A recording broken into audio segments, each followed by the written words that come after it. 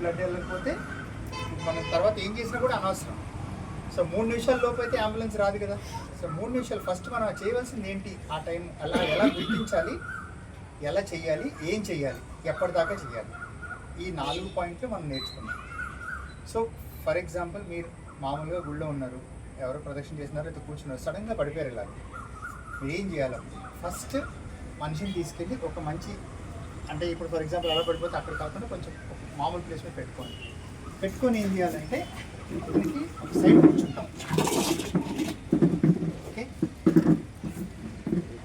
First అతనికి pulse ఉందో లేదో, లేకపోతే కాన్షియస్గా ఉన్నాడో లేదో చూడాలండి. సో ఫస్ట్ ఏంటంటే ఇలా పడిపోయినప్పుడు ఎవరైనా సరే కూడా మనం ఫస్ట్ చేయాలంటే పక్కన ఉన్నవాడిని బాబు 108కి ఫోన్ చేయండి అని చెప్పాలి.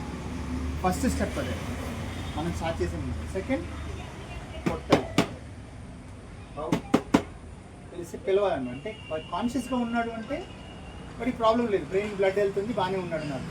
సో మనం వాడు చూసుకొని చెప్పు, ఇప్పుడు మాట్లాడుతున్నా రెస్పాన్స్ లేదు, నెక్స్ట్ ఏం చేయాలి, మనం పల్స్ చూసుకోవాలి. సో పల్స్ చూస్తాం, పల్స్ మామూలుగా అయితే చేతి దగ్గర చూస్తాం కదా. ఇప్పుడు ఏంటంటే హార్ట్ కొట్టుకోవట్లేదు, మ్యాక్సిమం బ్లడ్ వచ్చి ఇక్కడ కాబట్టి ఇక్కడ చూస్తాం, ఈ పల్స్ చూస్తాం. పల్స్ మనకి తగిలింది